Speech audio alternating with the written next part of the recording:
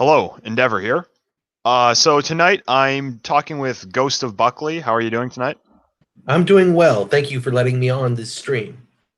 You're welcome. So tonight what we're going to be talking about is the difference between mainstream conservatism and reactionary ideas. And I consider myself very reactionary, as you probably know if you watch this channel. Buckley, you would say you're more of a mainstream conservative, would you say? Well, yes, I do consider myself more of a mainstream conservative.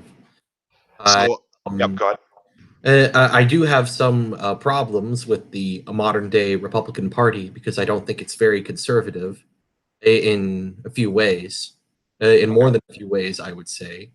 But for the most part, I don't consider myself a reactionary either. I think there are some serious problems with in the reactionary movement that would put me off from it. Okay, no problem. And would Dennis Prager be a good comparison to someone you're similar to? Well, yeah, well, that therein lies the problem. You see, Dennis Prager.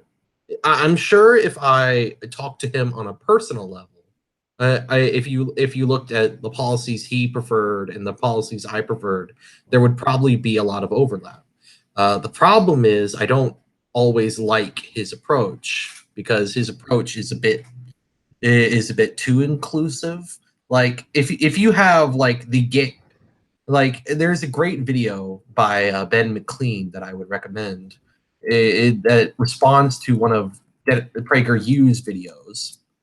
Um, you know who Ben McLean is, right? I've heard. Yeah, I've heard of him. Well, in case nobody doesn't know, Benjamin McLean is he's also he is also more of a mainstream conservative, and he is a Latter Day Saint who did a response video to an abomination of Prager by you entitled "I'm Gay, Conservative, So What," where he basically the basic underlying message of the video is you can promote conservative Christian values or gay values, but not both. Well, I made an entire video about Prager University because I have a lot of I have very deep problems with Dennis Prager's view of the world and that of really just the Conservative Party in Canada, the Republican Party in the U.S., the Conservative Party in Britain, and really kind of just what's been the conservative movement of the last 50 years. I'd say my main criticisms of it are the obsession with neoliberal economic policy, bad foreign policy in the Middle East. I'd say inability to recognize certain realities of what's their appeal, who supports them, who's against them, and really just lack of success. And really, kind of what my channel I've been doing is trying to trying to get people on the right to reconsider that position and adopt a reactionary position. Hmm. Yes, yes. Well, I think that one of the main problems I would have with, um, if I may get into my problems with the reactionary position, Yes, go ahead. there's actually a lot. I actually have a number of problems with the reactionary position, but I can focus on like the three main ones that I have Okay, with go ahead. reactionary in general. But I also have some criticisms in particular of your video. I think it was called the new narrative for the right wing. I Yes, think okay. I think you're positive. I think I agree with your criticism, but when it came to like what you proposed as an alternative, it was just I just thought it was kind of it ranged from being either mediocre or just bad. Okay, go ahead. Okay, and maybe we can start with like the reactionary position in general. There's three my three main criticisms are one, reactionary movements throughout history have been shown to have really poor political success against the forces of the left. If you look back at history, um, especially in the 19th century, many of the reactionary forces were beaten back by the left over the course of several decades. And this is and I think the best example would have to be South America. During the 19th century, South America was dominated by reactionary politics, but it came to be completely overrun by Marxism. And nowadays, there's Marxism. It's either Marxism or some kind of drug cartel plutocracy involved. Okay. And you can see that with other reactionary Catholic countries like France and Spain. I think one of the most disappointing idea, what it tends to end up happening, is that the reactionaries take power, and they hold power for about a generation, and then the whole thing collapses either into some kind of neoliberal democracy or communism. All right. That would be and I think it mainly has to do with the faults inherent in reactionaries' political philosophy, particularly their obsession with monarchism. Well, okay. With what I would really define as being reactionary is what I really say I'm for is the restoration of a healthy, natural, fulfilling, and sustainable way of life for the people, for Western civilization, my civilization, and really just a form of government that really kind of coincides with the natural what the natural order. So with monarchy, I mean, in theory, yes, I would be in favor of it, but I mean, I don't think I'm actually going to be able to like implement that. What I really the reason that I'd say I'm in favor of it is because what I want is a government that actually has skin in the game, which monarchs do, or some kind of aristocracy does. The problem is that in modern liberalism, the politicians do not have skin in the game, and they're running the society basically on a 4-year basis, a short-term basis, and they're making decisions that will get them reelected, but are bad for the society as a whole. And that's why I support maybe not necessarily monarchy, but definitely a system that is more long-term oriented and has skin in the game. Well, why not? Why not a more aristocratic republic? Like I would be more in favor of a more aristocratic republic with limited suffrage. Okay, yeah, I mean, I definitely would be more in favor of that too. Yeah, it's just that there's sort of a diminishing return on that skin in the game thing because when you have such, I mean, there's the skin in the game argument comes from like I think it was I think one of the main proponents of that argument was a man by the name of Hans Hermann Hoppe, who was a narco-capitalist who pointed out he made the argument that monarchism was a form of anarcho-capitalism because the country is that king's private property. And so people take, and he points out, well, democracy is basically political communism, and monarchy is basically political capitalism. And that was mainly his argument. The problem with that I found is that there's only so much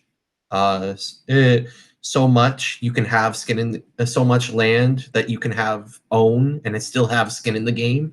Like the monarchies of like really tiny countries can work really well, but when you have such a vast area, it's hard to even have a skin in the game in that case. Would you say that the King of Saudi Arabia has more skin in the game than, say, the president of, maybe not the president of the United States, Prime Minister of Britain, Prime Minister of Canada? I wouldn't say he Yeah, I wouldn't say the Saudi Arabian government has this. The monarch has any skin in the game Yeah. when in regards with his own country, because I mean, first of all, he's being paid by Westerners, so he's being paid off by foreigners, and that's not really. But here's the thing, though: That's not really the best. That's if not a. there was turmoil in Saudi Arabia or in a country like maybe Jordan or one of these countries, you think that wouldn't you say the ruler would be in a lot more trouble than a politician that all that would happen to him is you just lose an election? Would a politician? I mean, would a it really it really depended on like how much. What are you referring to when you say trouble? Well, as in like he could be deposed, he could be executed, he could be No, lynched by I mean, what kind of like civil situation are we talking about? Are we talking about someone protesting his rule? Are we? a revol well yeah, like protesting against his rule, don't you? When you and not only that, but like civilizational decay. So like I guess like Saudi Arabia, if or maybe that's not a good example, but one of these countries, if like they had an extremely low birth rate, if there was high migration, wouldn't you say that that ruler would be in a lot more trouble than the Hmm. ruler of a democratic country who just could use the democratic system to use it to their own advantage? Well, I would say that as long as that ruler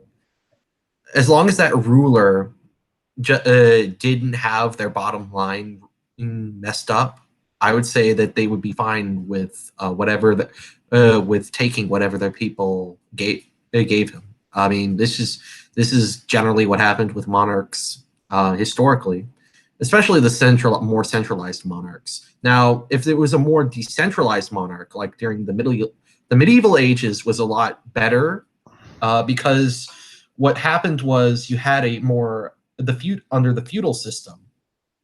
Uh, you had the monarch, but he was reliant on local lords to build his army. And but towards the end of the medieval ages, and we this is the era after the 100 Years' War between Britain and France. You see an increase towards centralization of government, with things like the Westphalian Treaty, which said that the prince of a territory decides what the that nation's official religion would be. For instance, it's that emphasis on national sovereignty actually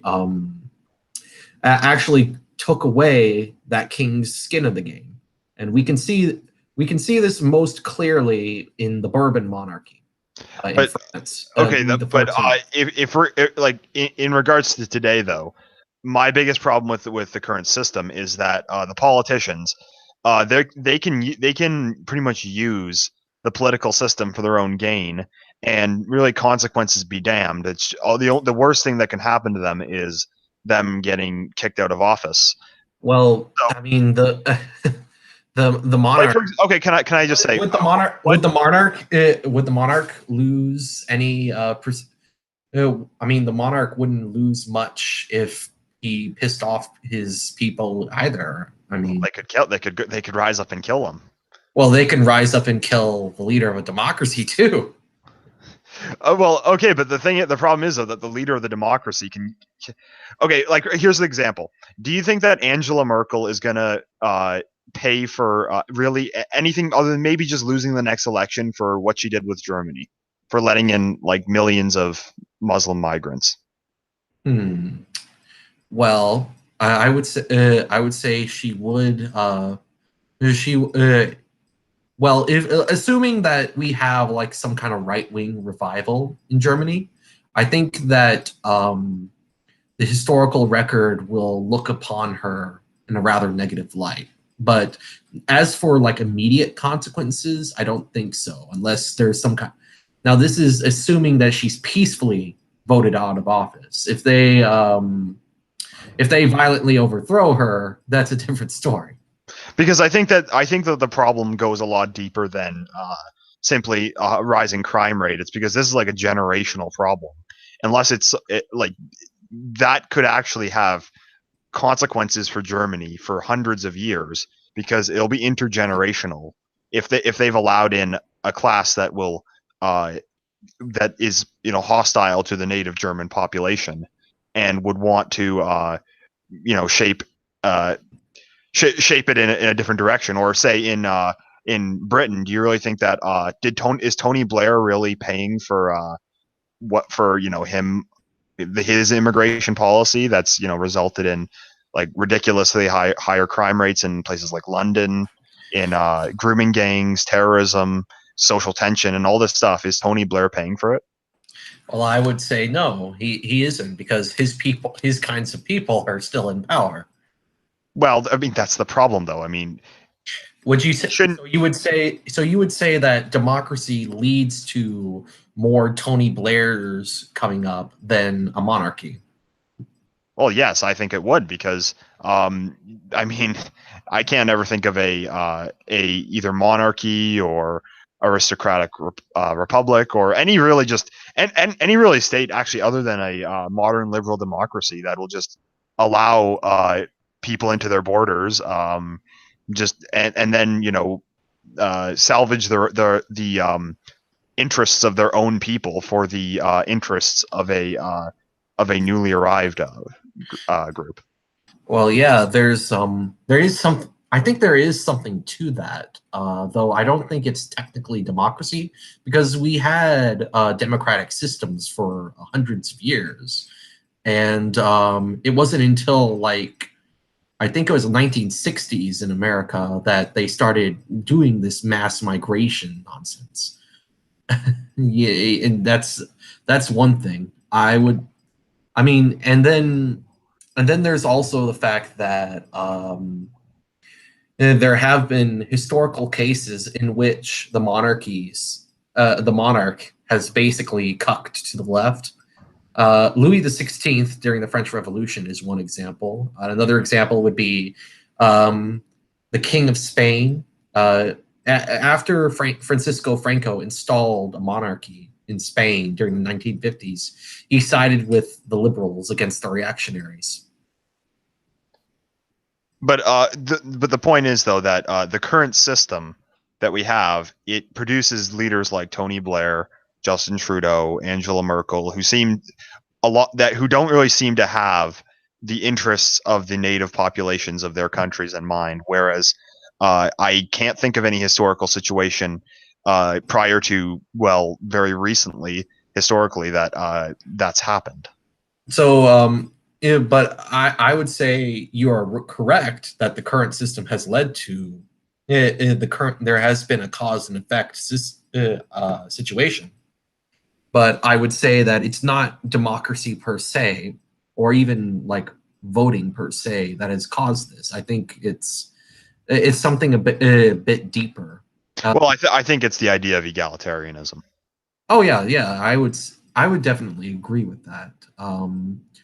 I think there's always been a sense in liberalism that we all have equal rights, and that we have equal dignity, which is something that liberalism borrows from Christianity. But I think the problem is that the modern liberal left borrows some of the thought of people like John Rawls. If you've ever read him, John Rawls, have you ever read him? No, I haven't. John Rawls is someone I would recommend if you really want to know a lot more about egalit. He was probably one of the strongest proponents of egalitarianism in the liberal camp. He's known for his very sophisticated arguments for egalitarianism. One of which was the idea that, well, I don't want to get too much into them, but basically, people like him were very were had bleh, sorry they had they made their arguments in the 20th century that strongly influenced the left, basically. Well, the thing is, though, that if you're against egalitarianism, that more or less makes you a reactionary because, like, liberalism is based on egalitarianism, and conservatives at least mainstream conservatives today, for the most part, have accepted egalitarianism as true. Really? Do they accept egalitarianism? I'd say so. I mean, not to the extent of, say, like Marxism, but they definitely they definitely seem to have accepted the blank slate, though, in my view. Well, Well, I I get the would impression that definitely. Dennis. I get the Well, I impression would. that Dennis accepts it to be true. Well, maybe they are. Maybe they're inconsistent on that. Maybe they just reject something like race realism, or but I don't think they accept blank slate a wholesale. In fact, I don't think that. Well, I mean that's kind of the idea that Ronald Reagan would have had in the '80s when he granted amnesty to the illegal immigrants to California. It would have been the idea that George Bush had when he invaded Iraq, that he could make the Iraqis these liberal democratic people. And it's the idea that they seem to have when they talk about individualism today, and that they seem to think that with individualism, they'll be able to gain the votes of African Americans and of. Well, yeah, there's the. Well, yeah, there's. Well, you can gain the votes of African Americans. You just have to use a different Well, strategy. we'll get into that, but the point is, though, that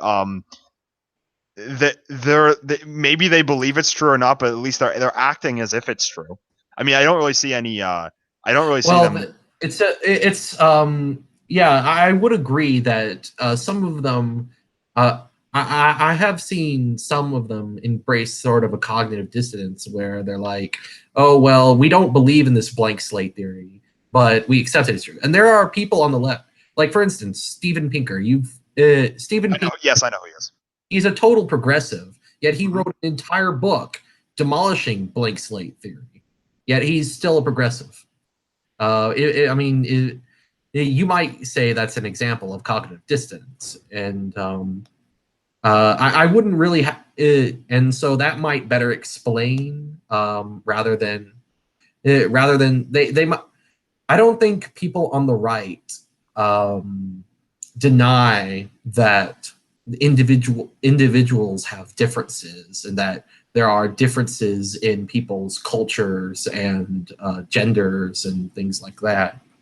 They're a bit more hesitant about the race thing, but maybe they'll maybe if the science comes around on that, maybe they'll change their minds. Well, but the point is, though, that they're still acting as if it's true, and it really hasn't played out well for them, because if blank slateism is true, then I think that kind of makes the left correct about a lot of things. I personally think it's untrue, but I think is that are you willing to accept it, and are you willing to actually act on it? And I mean, what would you say?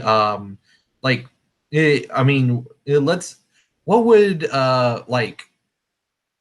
what would this country be like? What would America or Canada or whatever be like if it had leaders that really did act as if blank slate theory was true?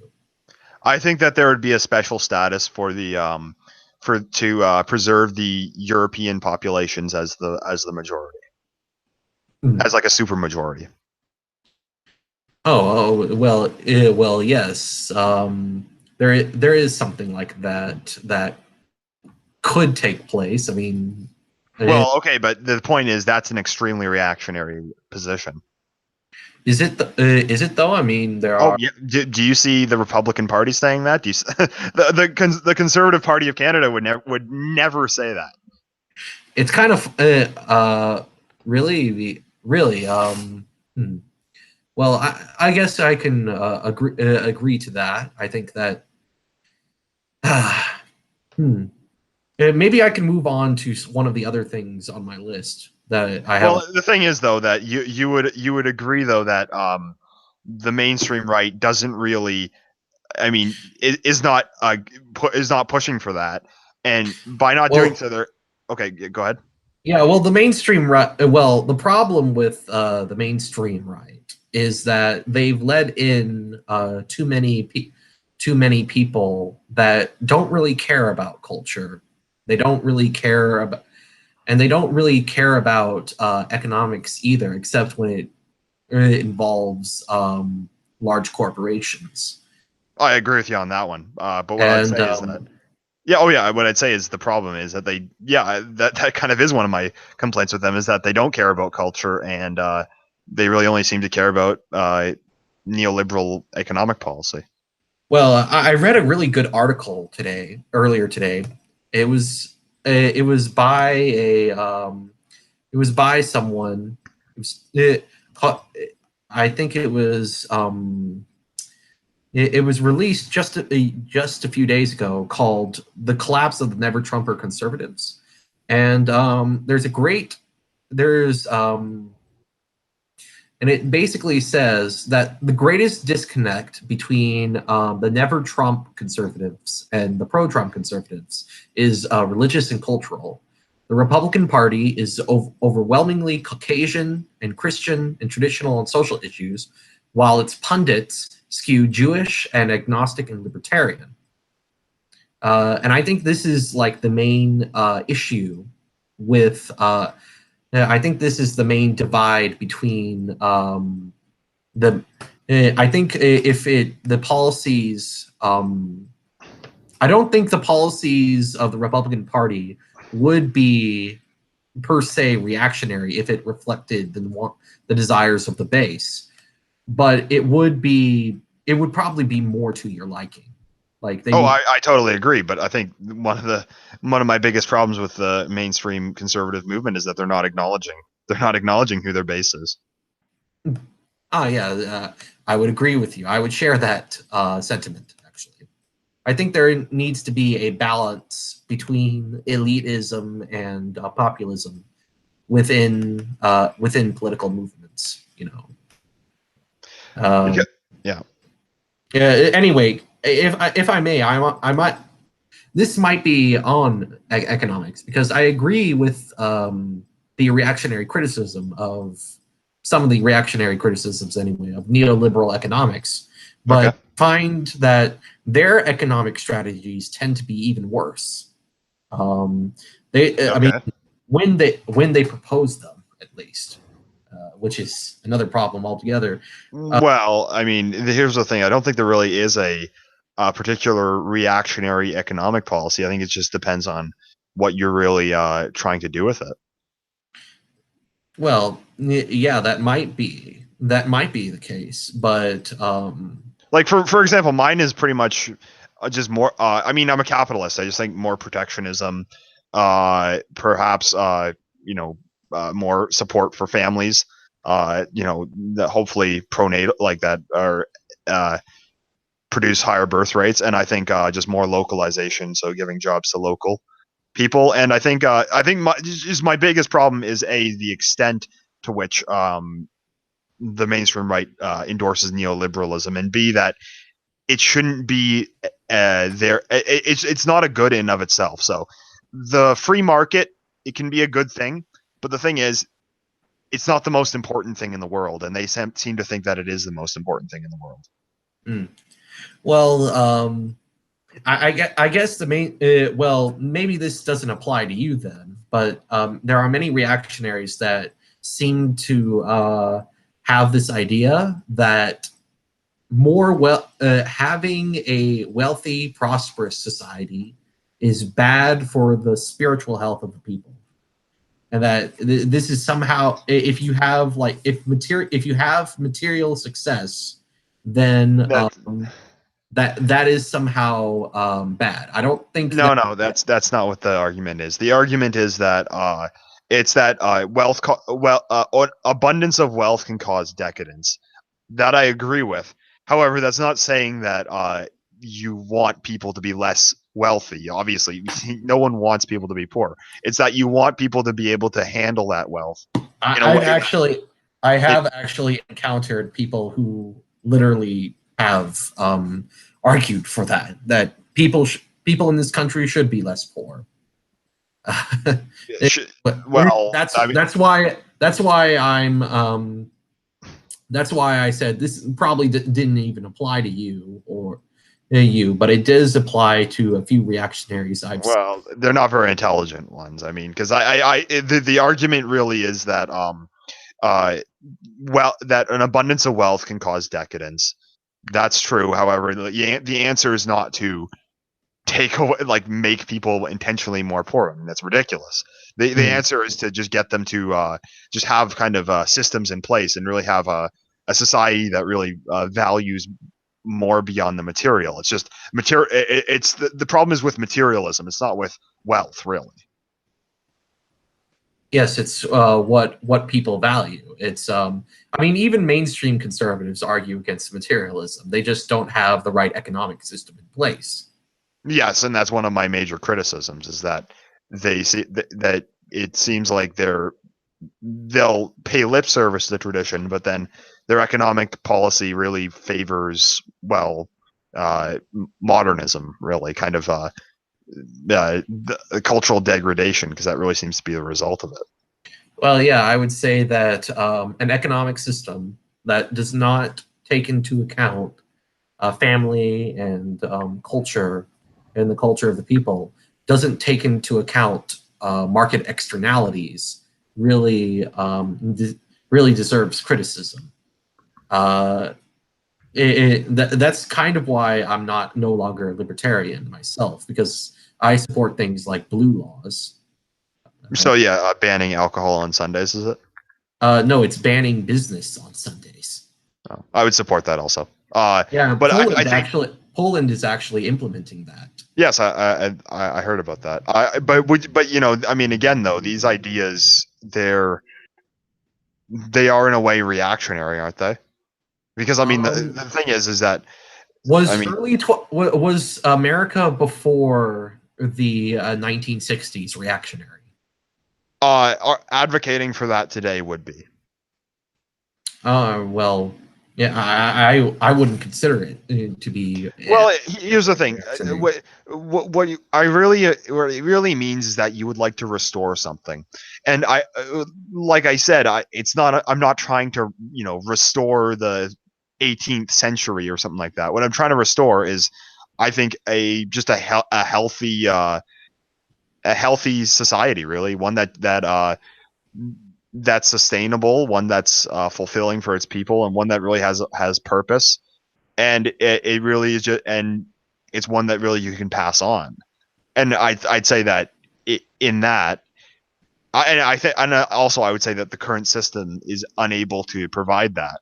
And in that way, I'd say that that's what makes myself reactionary.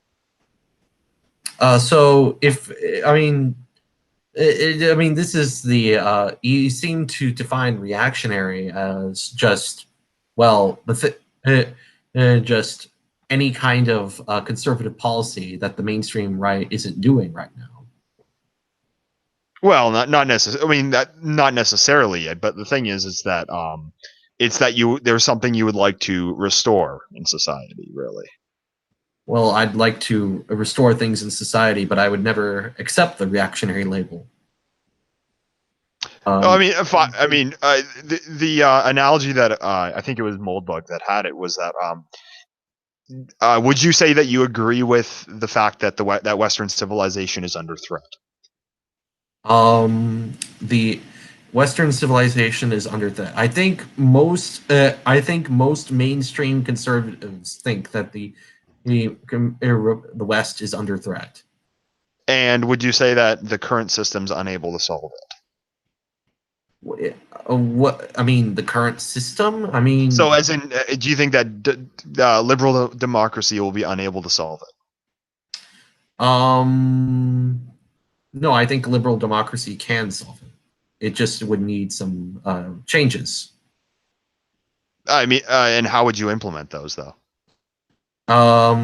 Voting.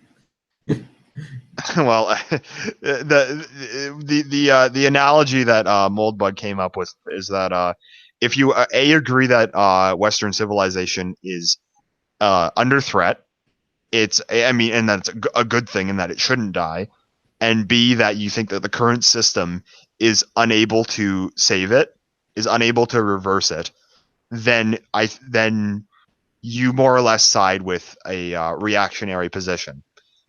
But the thing is, I think that really where we disagree, though, is that I don't think that the current system, as it's set up today, will be able to restore a healthy society.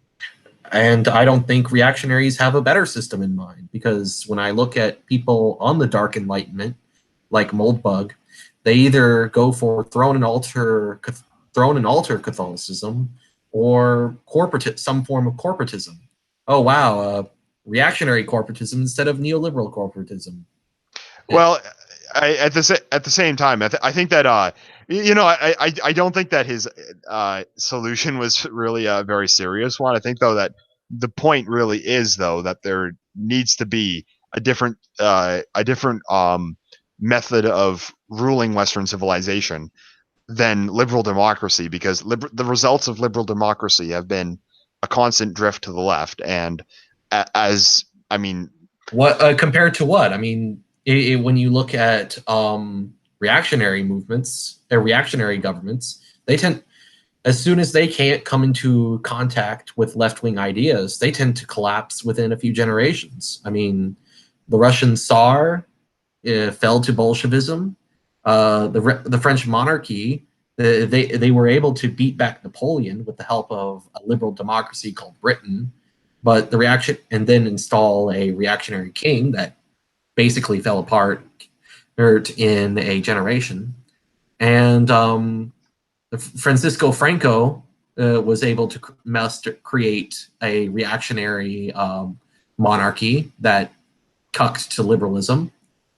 So there's not really, and don't get me started on South America. Oh boy. well, I would say though that I would say that I would reverse that and say reactionaries have an even worse track record when it comes to fighting the left than liberalism. Well, okay, so I guess just if we look at like kind of the last few years in liberalism's from the conservative movement through liberal democracy, I mean, would you say in Well, the yeah. last 50? Okay. If you look at only it's only if you look only at the last few decades, then that you can see the mainstream rights failures, and that just ignore your Well, okay, but how on earth are they successes. how on earth are they going to push back against those failures? How are they going to push back against those failures? Well, Yes. it's not going to be the reactionaries that do it. Well, I think that I think that our plan of action, kind of on the dissident right, I'd say is a lot more is a lot more effective though, because like I mean I don't think like no I don't think that there's going to be a monarchy within my lifetime. Of course not, that'd be ridiculous. But what I think what things that we're looking at are things like collectivization of the European populations of the West, uh you know within certain communities adhering to traditionalism, and pushing for political change to that, and eventually pushing for a change to the system. uh and I would say that that would kind of be the course of action, because I don't see how the mainstream conservatives will ever produce something that you and I would ever want for society. Well, I think well, if you listen to the left, Donald Trump is going to reenact the Third Reich any day now. Well, I mean, yeah, exactly. But the thing is, though, that I mean, yeah, the left is saying that Donald Trump is like the reincarnation of Hitler. But the point is, though, that in reality, really, what has he actually? Ha- he hasn't made any permanent gain. He hasn't made any permanent effect against the left. I mean, Well, that's because he doesn't really have much of a game plan going in. But I mean, shouldn't they at least be able to maybe defund Planned Parenthood, maybe work on immigration? I mean, I don't see how any of this stuff is going to ever happen under the current system. Well, you say that, but if you look on a global level,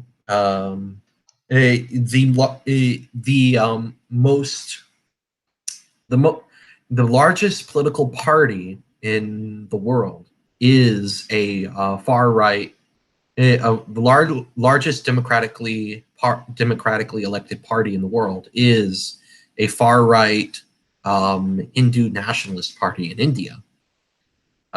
You can see that quote unquote far right politics is taking over parts of Europe and becoming more mainstream, basically. Yeah, but I would say that they're definitely not. They're definitely going against the main. They're definitely going against the mainstream right. And I know that I wouldn't call them reactionary. They're certainly populist though, and they're certainly on that path though. Like I don't see how. But the thing is though, they would need to. They would actually need to change the system to ensure that the threat to Western civilization right now does not come about, because I don't see how that. Because the thing is, if they lose one election, the party that gets in can open the border and do all that awful stuff. I mean, the point is not necessarily to win one election. The point is to be able to actually sustain that to sustain something something preferable. Well, I don't really think that reactionaries can do that, though. That's the thing. I think a more slow burn is necessary. I don't see people in the reaction, and this is another criticism I might have of the reactionary movement, and this goes into many different things. Reactionaries tend to be anti-meritocratic, and that tends to contribute to their constant losses against the left. Because a lot of reactionaries forget this, but most of the left's earlier victories were military based.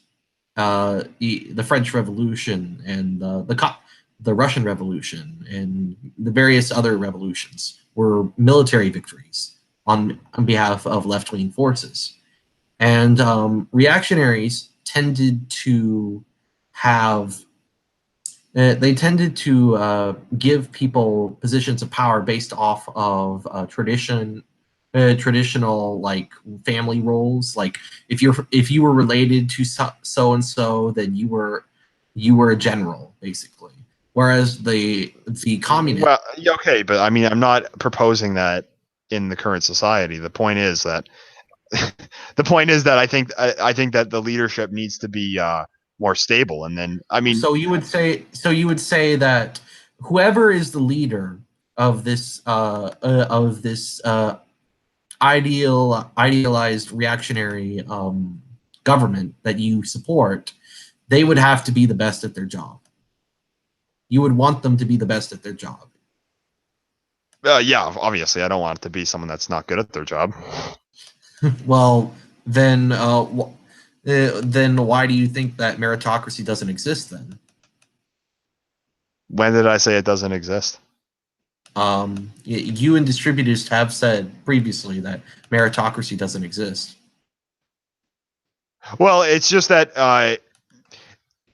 at this, okay, it doesn't exist in the sense that you're gonna have a society where just whoever's the most meritocratic will win, and that that everyone's just gonna accept that outcome. Really, that would be the kind of where I would say it doesn't exist. Well, I don't think anybody, including people like Sargon of Akkad, say that everything is perfectly meritocratic. Okay. The thing is that I'm not proposing like inheritance, inherited rule, because obviously I have no way of ever implementing that. The point is though that you would need the point I'm trying to get at though is that you need rule that's more stable and that's more long lasting. And I don't think inherited rule is long lasting. I didn't. I'm not advocating for that. Okay. So, all right then. All right. That's something I might, maybe I can move on to something different. Okay, go ahead. I mean, um, this is more like, this is less about principles, but this is more, and then more about like the current state of the reactionary movement. I think Okay, go ahead. I think a large problem with the reactionary movement is that if you look at all of the online political movements, reactionaries tend to be the most socially dysfunctional. Well, I mean, okay. I mean, I mean, you're saying so you're saying that I'm socially dysfunctional. no, I'm saying that reactionaries in general tend to be rather socially dysfunctional. And what I mean by this is that they seem to have the inability to turn anything they do online into an organized a real life events online, like libertarians, progressives, and mainstream conservatives can. Well, that's what we're trying to work on right now, though. I mean, Well, yes, yeah. that is what you're trying to work on, and I congratulate people in the reactionary sphere who can do that. But my main criticism of that, Here's the thing: there seems to be a disconnect. You seem to think that that what I'm advocating for is like a return to like absolutism from the 17th century. That's not really what I say when I say I'm a reactionary. well, the reason, I guess the reason for my confusion is that Okay, let me just say. Okay, I'm. when I look at people in the reactionary movement, like NRX and the Dark Enlightenment people, and when I look at reactionaries throughout history, they tend to the more religiously minded ones tend to favor throne and altar or stop absolutism, and the more secular minded ones tend to be even Okay, crazy. here's the thing. You're getting too far. I mean, I I'm not gonna come out. I'm not coming out and saying like I want to have King Louis the 14th back. Like that's LARPing. Okay. Here's the thing, man. Really, what we're advocating for is a system that functions more on just human nature than we view the current system as functioning on, and that's pretty much it. So because we view hierarchy as kind of just something that just naturally develops, really, and I think it even exists today. And really, that's kind of what makes you a reactionary. I mean, it doesn't necessarily mean that you think that you're going to be able to like restore the Habsburg monarchy. I mean, Well, I wouldn't want to restore the Habsburg monarchy even if I could do it. I mean, the Habsburg monarchy wouldn't be able to stop the left. well, I don't know. I mean, I think there's a disconnect between, but anyway, Maybe there is. Maybe there is. Maybe because it seems that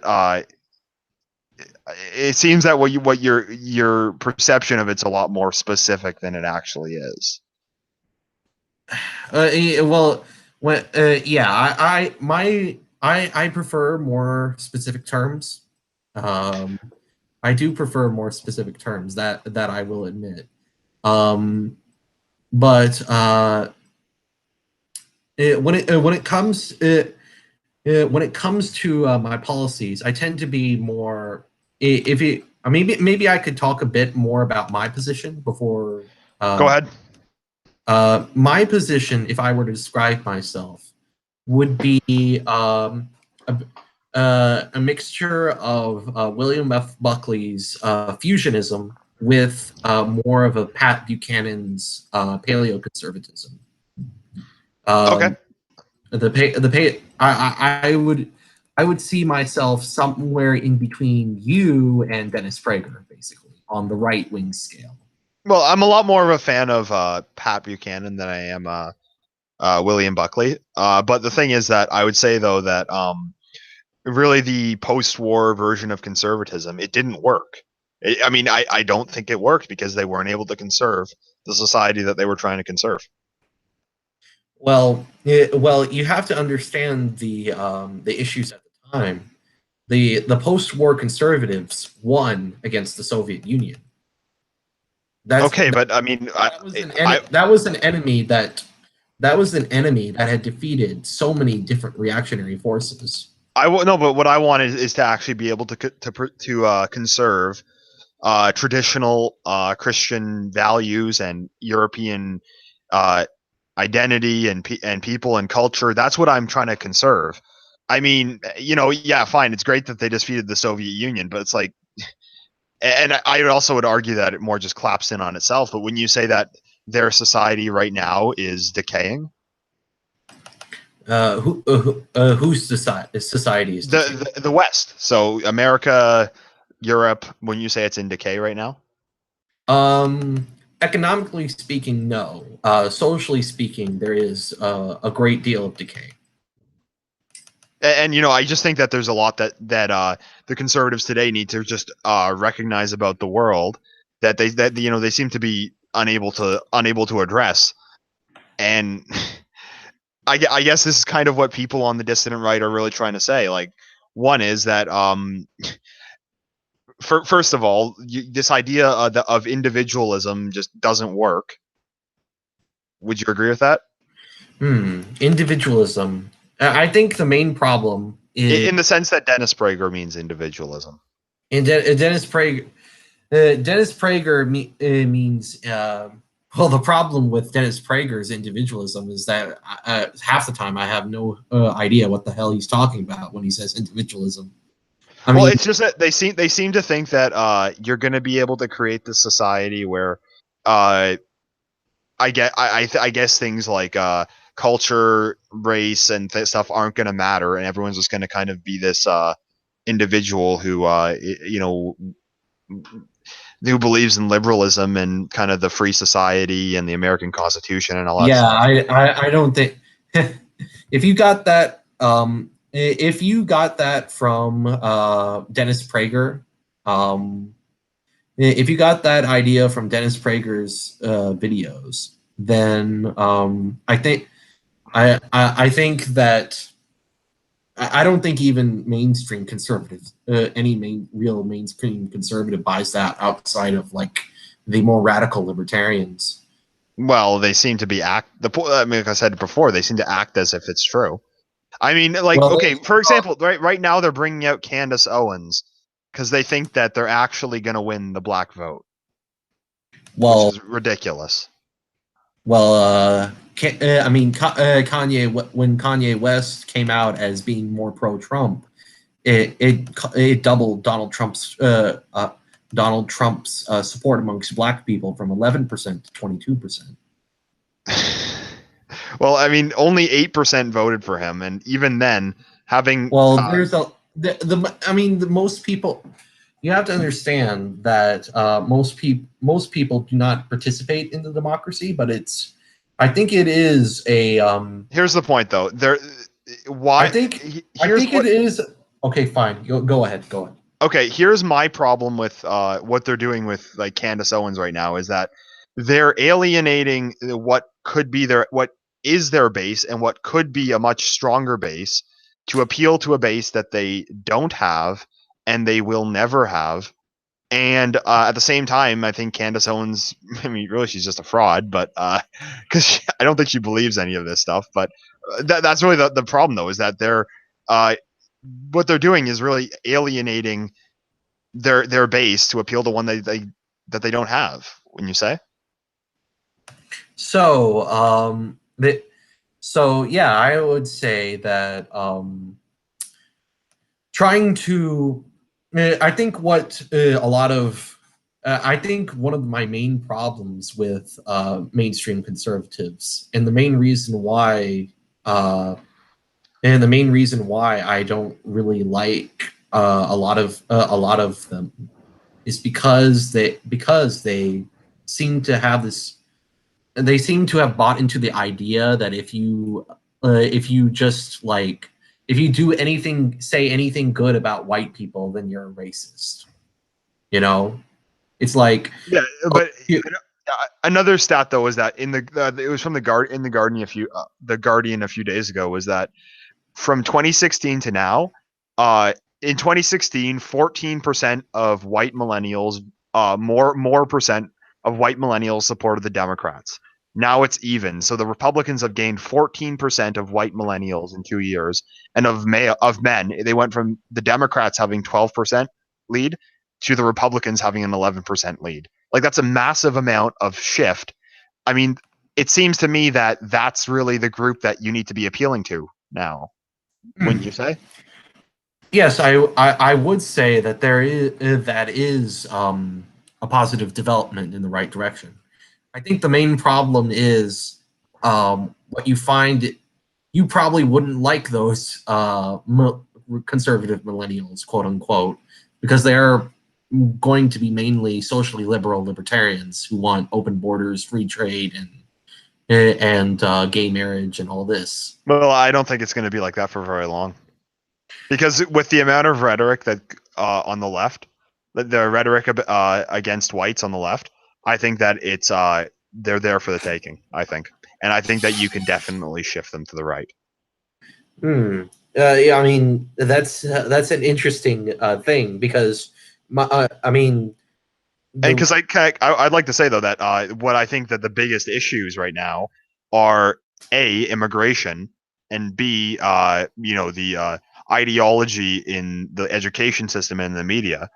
If you were able to create an interest group of whites, if you were able and just revitalize kind of European identity in the West and Europe and America, Canada, if you, well, and why you were do I able, need hold on, to hold on. okay. If you were able to create a political interest group, you could A, push for the borders to be closed, and B, uh, remove critical race theory from universities. And I see that as two things that absolutely need to happen. I see those as two of the biggest threats right now. Don't you think that's a opportunity for us? Yeah, but the problem is that I don't see that you don't even need like a majority of the majority of people involved to be reactionaries. I mean, I don't. I mean, Well, what I'm suggesting is A bunch of people. If you cloned Ben Shapiro a bunch of times, then you would basically have your base. Have your base. He wants to get rid of critical race theory, I don't think you would. the borders. Well, I mean, the problem is though that the reason that it's not happening is because uh, there isn't a collective. There isn't a collective. Whites are not a collective group, because that, I mean, the real problem with immigration is going to be the future the future social tension and perhaps conflict. It's, I mean, the economic problems, yeah, but that's the real problem with it. And with the ideology in the university, I mean, that's a recipe for disaster. Well, I The I would reason nothing agree. happens with it is because there isn't an interest group for the white majorities in these countries.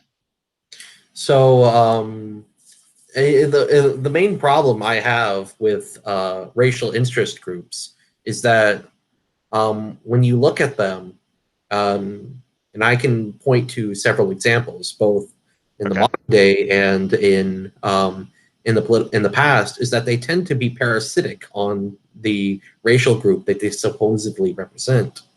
They Um, work though. there's actually a great book written by written by a black conservative by the name. It's called "False Black Power," and Okay.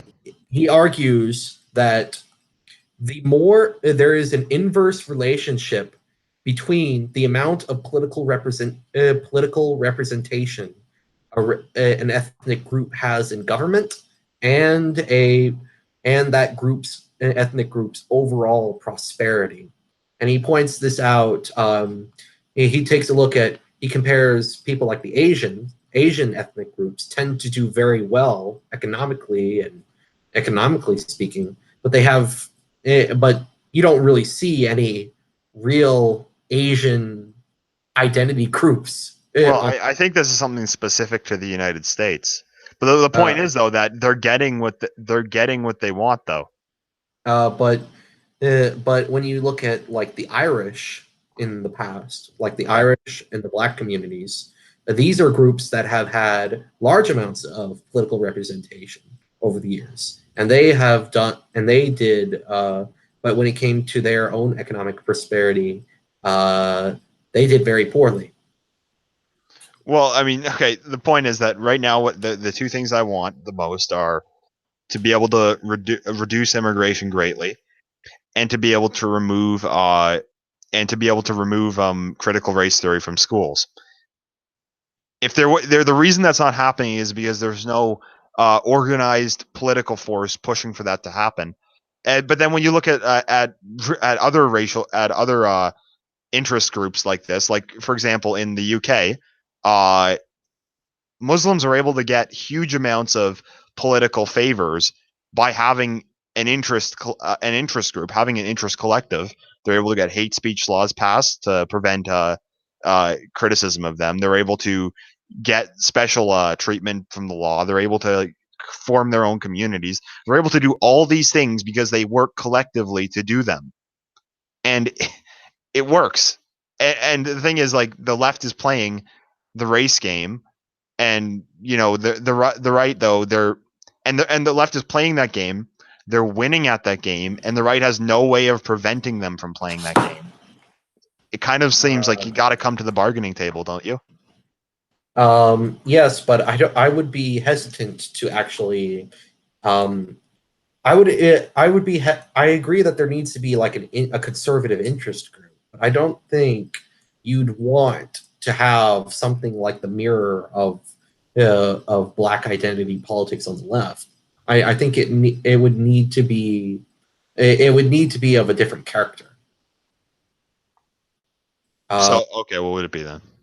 Because there already exists plenty of conservative interest groups, and they don't seem to be able to do this. They don't seem to be able to do this. Well, maybe are you really now? I would say that there's a great deal of Christian interest groups that are effective. Well, I mean, I mean, are you referring to like the evangelicals or something? There are evangelicals and more ecumenical Christian interest groups too. I mean, I think there should be Christian interest groups also, but the thing is that the real problem with immigration, though, it's demographics, isn't it? Well, the real problem with immigration is demographics. Yes. Well, what would you say? Who do you think has the biggest interest in changing that problem, though? Yes, but you don't want like a racial ideology to be like the head of at the front and center of your movement. Even if you acknowledge that you have like a majority white movement, you don't need to put like European identity front and center. First of all, because Europeans do not really exist outside of certain political contexts. First of all, because there's not an ethnic group called European. There's ethnic groups. I mean, but these things are sociologically real, though. Let's be honest. Well, they are sociologically real, but political groups But political groups are like the creation of politics. For instance, it was the left that created the Hispanic racial group in the United States, so that they could appeal to him as an entire ethnic bloc. I mean, And it was very effective. It was very effective, but do you think that the left has benefited the Hispanics at all? I They've mean, benefited their own political system, haven't, or their own political gains, haven't they? they've whose political gains? It's The not. left's. It's benefited the Democratic Party. All right, all right. So it's benefited the Democratic Party, but has it benefited Hispanic people? It's debatable. I think it has for the most part. I would say it doesn't at all. I mean, if Well, you the point is that they vote for it. most Hispanic people in most Hispanic people do not in this country are not able to speak English. Most of them can't. Yeah, I mean, and most of them make tens of thousands of dollars less than the average white family. I mean, this is the main problem with. But they still vote for it. They still And vote for it. I'm Yeah, not yeah, they still. going to be able to implement any of this stuff unless I actually have some framework actually do it from. But do you need to actually put like the white identity first? Can't you just make it so that you appeal to what white people want without actually saying you are white people? Well, here's the thing. I mean, I'm not. I mean, I'd say that it's more of an appeal to a more appeal to a cultural foundation. So, as in, like, for example, I'm an Anglo-Canadian. My real appeal is to really that history, that kind of cultural identity. Which, even though it's pretty much dying in this country, but and then there would also be French Canadian, and I'd say that in Europe it should be whichever identity is the indigenous to that land. So the British in Britain, the Italians in Italy, the Hungarians in Hungary. That's kind of what you're appealing to. It's not like, you see, it's not appealing to the fact that you have white skin. It's appealing to really, like, who you are as a person. Like, what's kind of like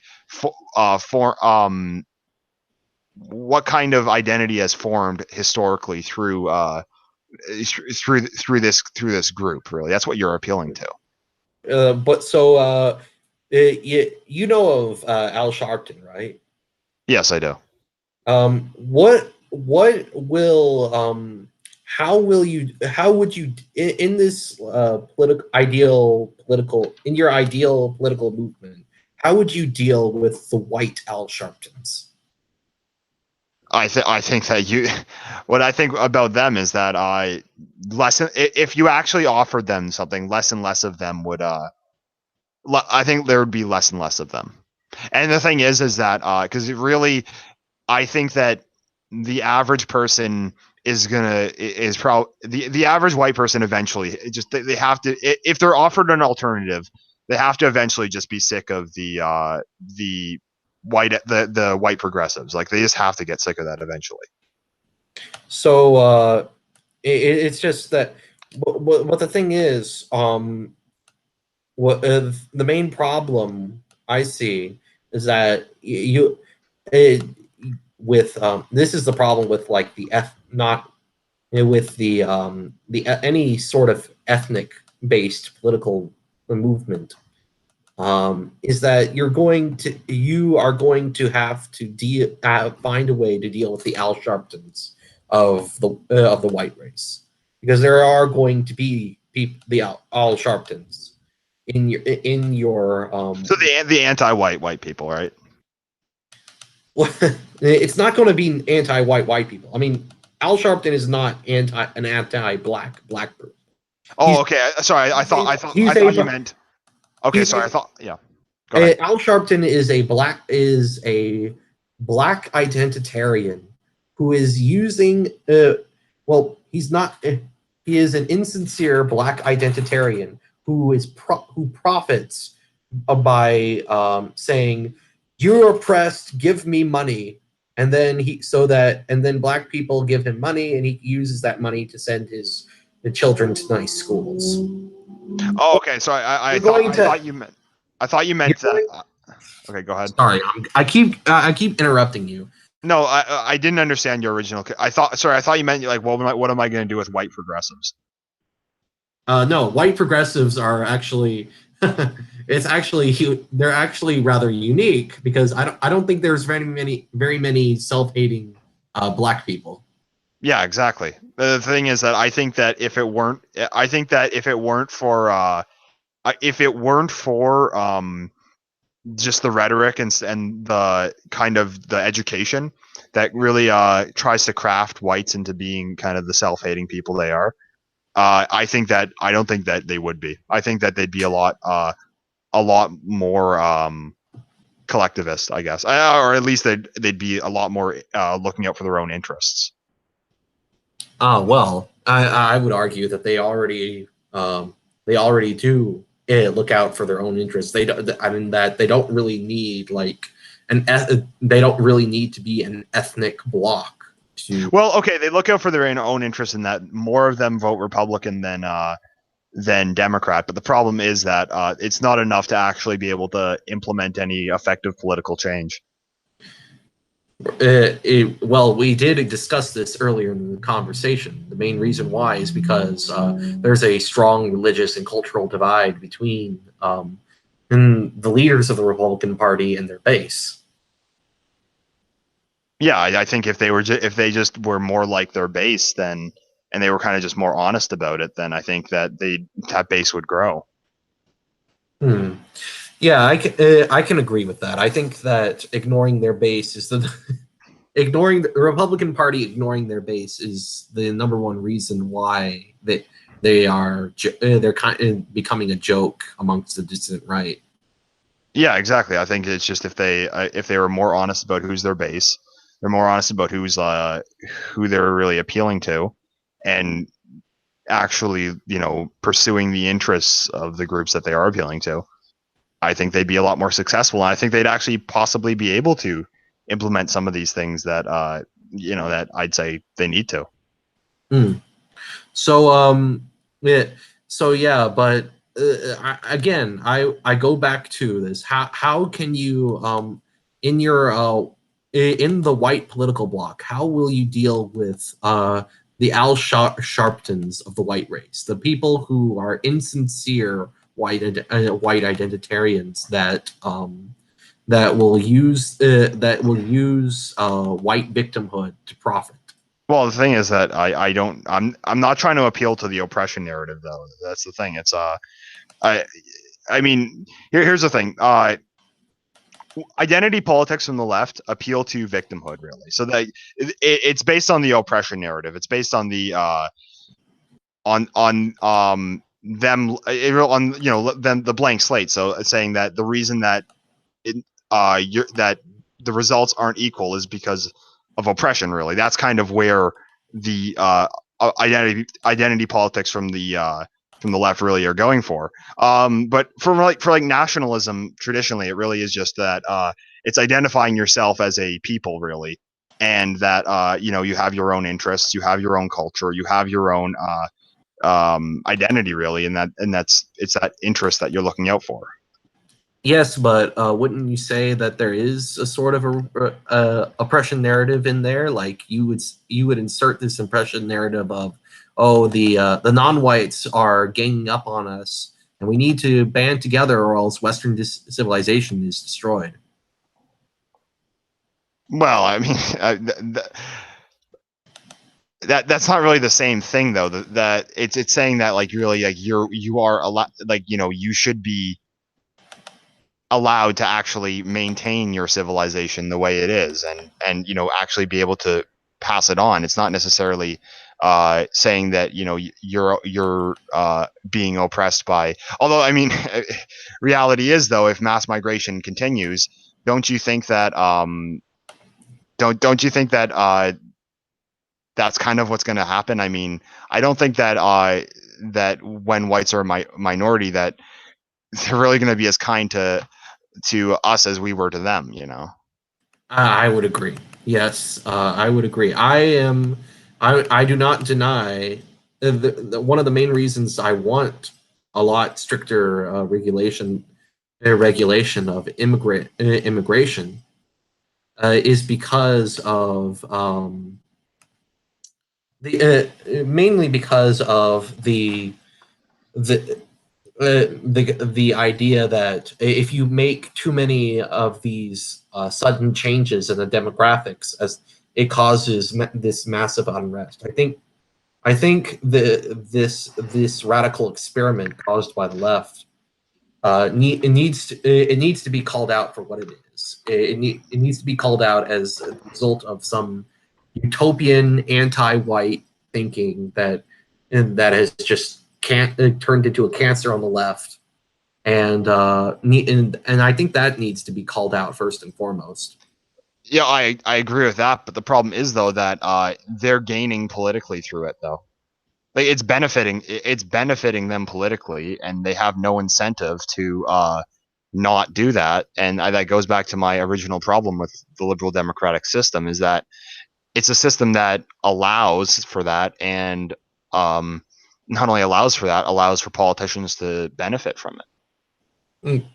Well, I would say that I mean, I would say that I would just go back again and say, well, if it wasn't, if you didn't, if you had a reactionary government, you would, instead of liberals trying to gain the votes of immigrants, you would have communist revolutionaries just overthrowing your monarchy. Well, again, though, but like a system that I would probably be proposing would be one similar to Israel, with that Israel has for the Jews, for the native populations of Europe and of the majority populations in North America. So you would say that Because I think the way that Israel is being run is, at least compared to the West, reactionary. well, I would agree. I would agree that we should adopt Israel's policies. I just don't think that they're very well. Israel is pretty liberal. I mean, they have gay marriage. Well, I mean, they're liberal in that sense, but they're not in the sense that they that they that they believe in the blank slate, and that really just anyone who enters is kind of the same as the Jewish population, and that it's a state set up with the intent of protecting the Jewish population. Do And you think that? yeah. Do you think that Tucker Carlson is like a mainstream conservative? I don't know who that is. Sorry. Tucker Carlson? Oh, Tucker Carlson. Oh, is he? I'd say yes, but he's leaning a lot more towards. He's drifted a lot more towards the dissident right in recent years. Yeah, it's just that when you talked about that, it sort of reminds me of that. Maybe your views are a bit more mainstream than you think. When I talked about what? How replace how you can't just replace entire people and expect it to be the same. Maybe that view is a bit more mainstream than you admit. I mean, it is, but the problem is that the current system functions and is set up under the assumption that it's true. And I mean, I am saying what I am saying is very. I mean, what I'm advocating for is very much, you know, I guess radical, really. Well, radical for our time. It wouldn't have been radical before 1960. Well, yeah, exactly, though. But I mean, that's kind of the point, is that we're trying to restore something. There's something that we are trying to restore, hence being reactionary, wouldn't you say? If you define reactionary that broadly, then I guess I am a reactionary. Yeah, I mean, I think it's also if you just think that the current system is going to be unable to do that, which I think the current system won't be able to. I think the current system will be able to change itself peacefully to allow for the changes. I mean, but like, how's that going to happen though? Like, because if the demographic shifts continue, there'll be no incentive to do so. Well, if you look at the demographic shifts, unless the left decides, first of all, the left is not going to be able to implement their policy of no borders. The best they're Well, looks like they're doing it. well, They're doing it in Canada. they're get well, okay. Maybe I'm just being too American and centric. Well, Maybe. they can do it there. If they win the next election, they can do it in the United States, can't they? Well, yes, I would say that the main problem with that is that when you look at our at Western cities, they're already multicultural. Yeah, Uh, I know that. it's mainly the rural areas that are not multicultural. Okay. So they're. I don't think you can. I don't think you can actually make it to that so that like New York is going to be more multicultural. I mean, it's already being the Bronx is already being run by Democratic Socialists at this point. Yeah, have you seen the news? How No. there's there's this lady who got elected in the Bronx area. She is a literal. She calls herself a socialist, and she says that everybody should have enough. Everybody should have enough money to and to live. People should have enough money to live, and the government should provide everybody a job. And she also advocates for the abolition of any sort of border security. Okay. But I think what I'm trying to get at is like the problems that we're addressing. How is the democratic system ever going to appeal to that? Because in my opinion, there is too many forces at work that benefit from the creation of the problems that we have right now to ever be able to restore it, to restore anything preferable through the current system. And in order to do so, there will have to be major changes I to mean, the current system. what kind of major changes to the current system that are you going to be doing? Well, like I said before, like perhaps having a government that's actually has skin in the game. I think actually something that's more long term focused. uh, you know, I think just a society that more just values other things beyond that just kind Well, of well. values culture a That's lot kind more. of. And But isn't that kind of vague though? I mean, well, I mean, because yeah, I can't. I obviously this is I can't do this tomorrow, so I can't like just say what it's gonna look like. What it's gonna look like. I mean, I mean, maybe I could suggest if you really want to do, you should start by taking a look at the idea of universal suffrage.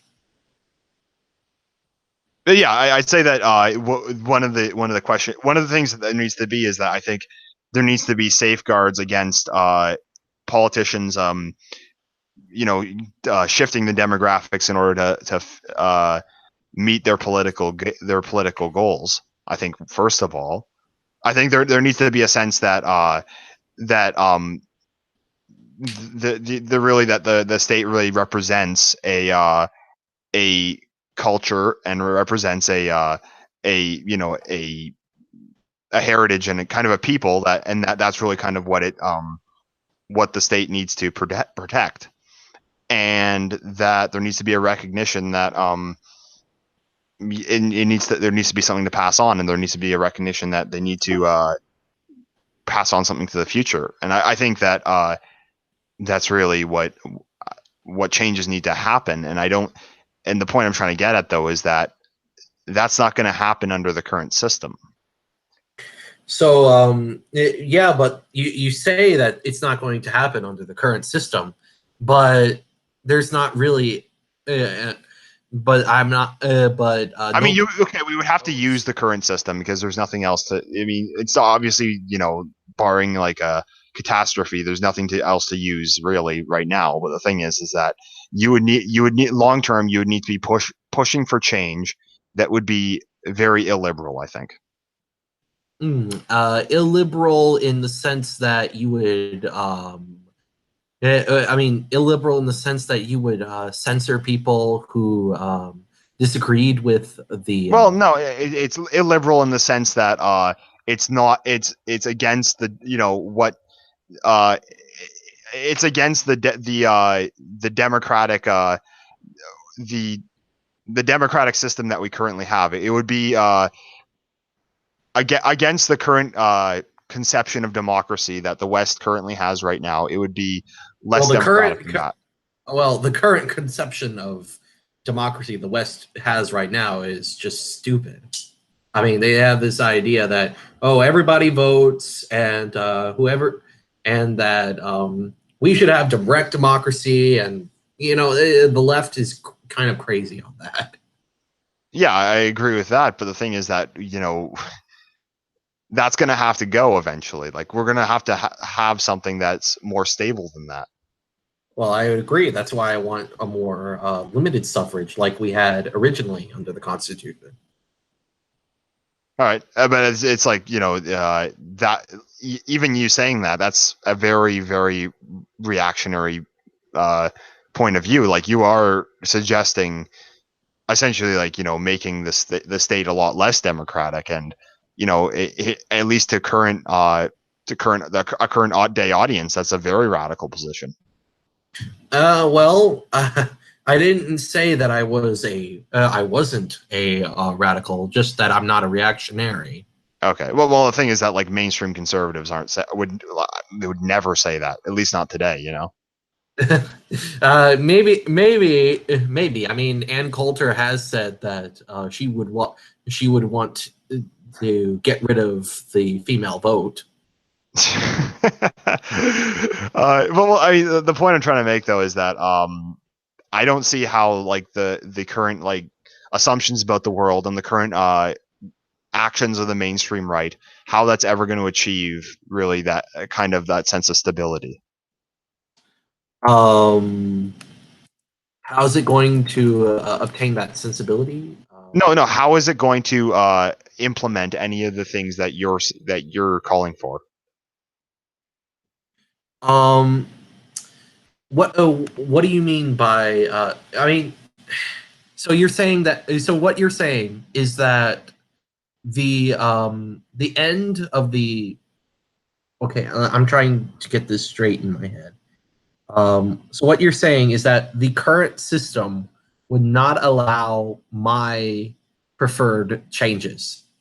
Well, it's not. I mean, I mean, you would have to use the current system to implement that, obviously, because there's no other choice at this point. But the thing is that the uh, the ideology of the mainstream right now is not really going to make that happen. I don't think. Well, I'm not advocating for the ideology as it exists right now. I'm just advocating for something more moderate that isn't reactionary, but is. This is for me. I would say that were the mainstream conservatives less focused on pandering to the left. I think they would be. I think they would have a position that was more in line with mine. Okay. Yeah. I mean, I agree with that too. Because I think that what they do is they keep it seems like right now they're extremely scared. They're scared of being called racist. It seems they're scared of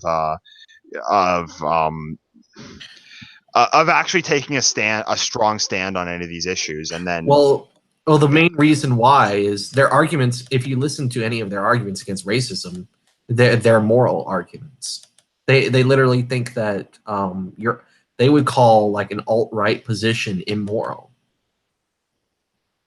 well, I mean, but wouldn't you say that? I mean, I don't call myself alt right. I mean, but wouldn't you say though that that kind of position though, it's it's extremely out of scope even for most conservatives today. Like they don't seem to even want to touch any of that stuff, don't you think?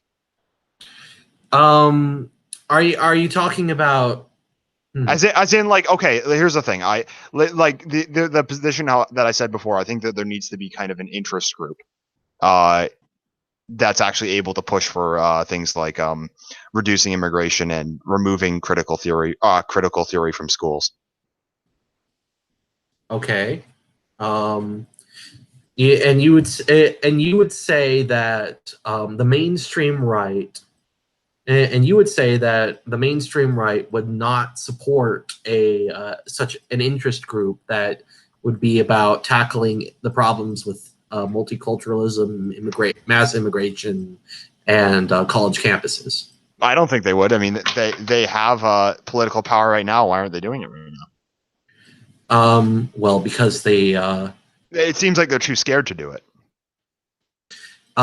there's all I would say it's more like they have their priorities backwards. Okay. I would say it's I mean there might be an element of fear amongst them, but I think it really depends on the particular person. Like there's a difference between someone like a John McCain and someone like a Ben Shapiro.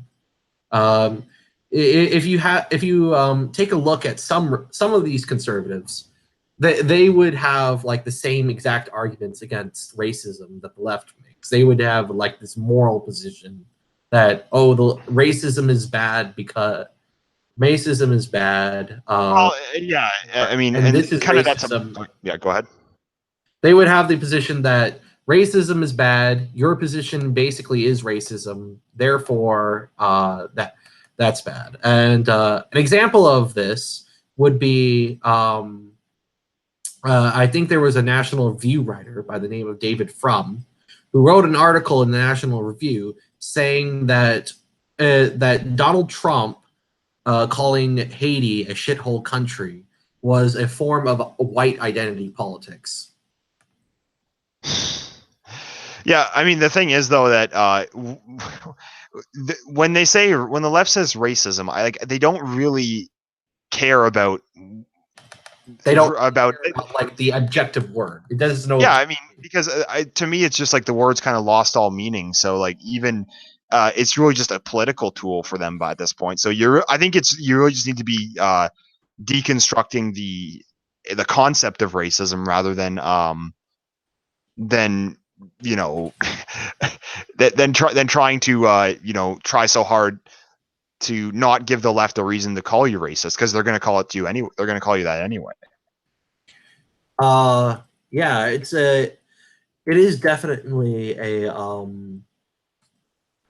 the it there is a there is actually an interesting idea. I would say that if you look at some of the people in the mainstream right, you would be surprised at how quote unquote reactionary they would be if they didn't care about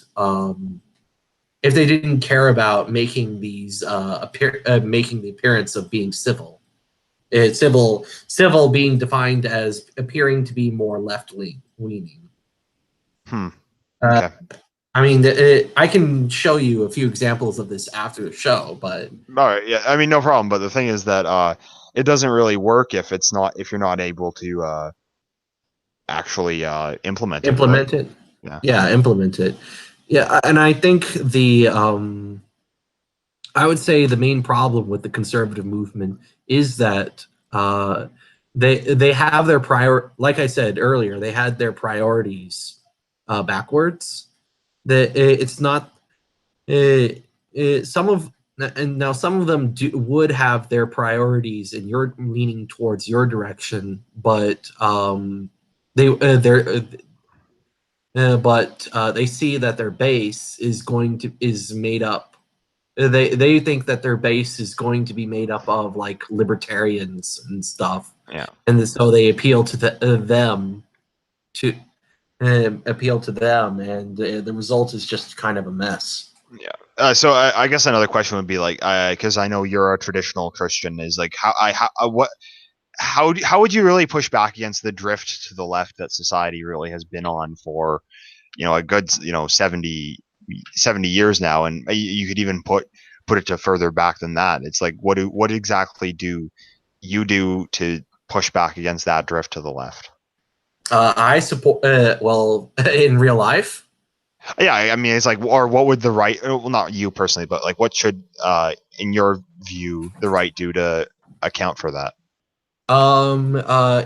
continue to implement what is the Renaissance in education amongst classical Christians. Classical Christian education is a growing movement and has been since the 1980s and 90s. And it's very and there are there are entire sections of academia that are being taken over by Christian influence. Now that doesn't real just because they might be conservative theologically doesn't mean that they're going to be more right leaning or reactionary politically, although some of them are, like Edward Fazer, for example. Yeah. But yeah, I would say that I would join the ranks of a growing movement of Christian teachers in schools that would teach the next generation. And local pro-life movements have been very successful in effectively making it impossible to have an abortion in certain states too. Yeah, I mean, well, one of the problems I really have though is that I find that there's legal precedent right now that already exists that will, again, barring like a big change in the political system, that would really prevent anything that we would be trying to implement, wouldn't you say? What would you mean by president? Well, example, I guess Roe v. Wade would be an example of that. But I mean, like, there's a lot of it seems like all the Supreme Court rulings have really kind of been favoring the left for quite a long time. I mean, there's there's the idea of the living constitution, which it really kind of just ends up being well, the Constitution means whatever progressives decide it means this decade. Yeah, that is kind of stupid. But thankfully, that is a position that you and the mainstream right have in common. That is a.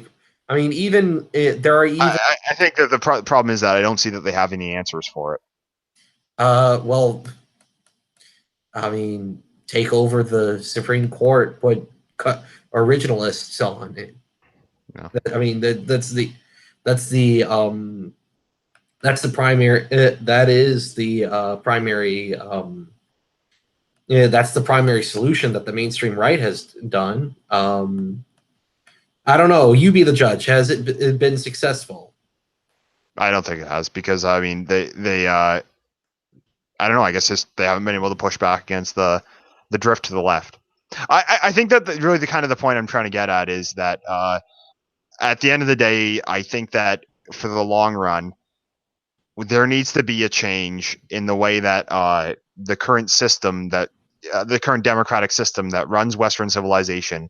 There needs to be a change in the way that it functions in order to uh, prevent kind of the more and more cultural decay and more problems in the future from arising, because I think a lot of them are a result of the way that the current system is set up. And in my opinion, the changes would be what I would call reactionary, as in they're very illiberal rather than liberal. Hmm. And yet you would implement them. You would implement them using democracy, and you wouldn't violate people's life, liberty, or property rights. Well, I mean, you Quite, would have quite how unliberal of you. sorry, what is that? I said how illiberal of you. Okay, Croton T. I'm just joking. No, uh, The point is though that you would have no other reason. You would have no choice but to use the current system in some way. The point is that you would need to. The long term goal needs to be, I think, reform that makes society in a way less liberal. Well, I think that's I think I mean, if by liberal you mean neoliberal or leftist, less leftist, or Well, not necessarily less leftist. I mean less democratic, really, like what we think of as liberal democracy.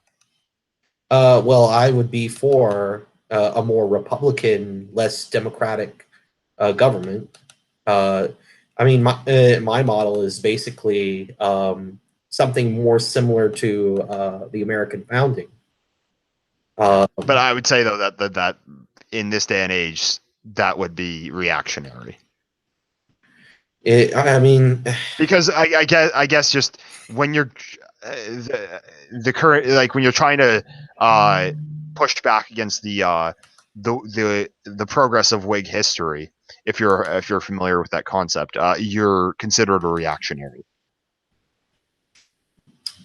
At least that way.